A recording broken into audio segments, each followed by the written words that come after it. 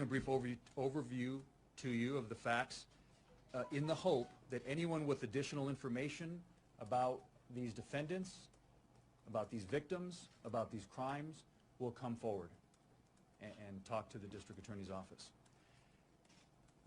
These individuals, first what I want to tell you is these individuals sleep all day and are up all night. All 13 of the victims, including the defendants, typically go to sleep around 4 or 5 in the morning, sleep all day, and then be up all through the night. Victims report that as a punishment, starting many years ago, they began to be tied up. First with ropes. One victim at one point was tied up and hog-tied, and then when that victim was able to escape the ropes, these defendants eventually began using chains and padlocks to chain up the victims to their beds. These punishments would last for weeks or even months at a time. Circumstantial evidence in the house suggests that the victims were often not released from their chains to go to the bathroom. The victims were allowed to shower more than once a year. And by the way, the punishments included frequent beatings and even strangulation. One of the reasons for the punishments were if the children were found to wash their hands above the wrist area, they were accused of playing in the water and they would be chained up.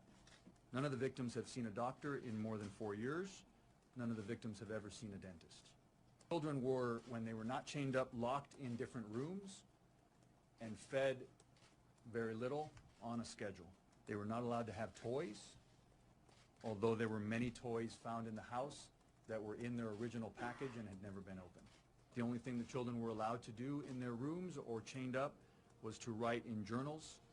We now have recovered those journals, hundreds of them, and we are combing through them for evidence. The parents would apparently buy food for themselves and not allow the children to eat it.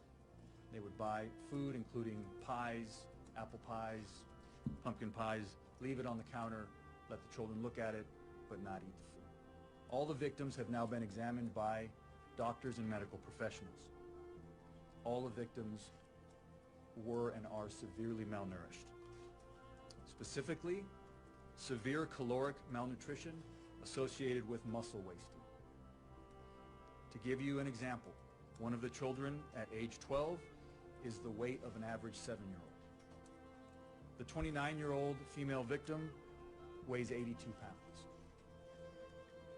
Several of the victims have cognitive impairment and neuropathy, which is nerve damage as a result of this extreme and prolonged physical abuse. This is severe, emotional, physical abuse. There's no way around that.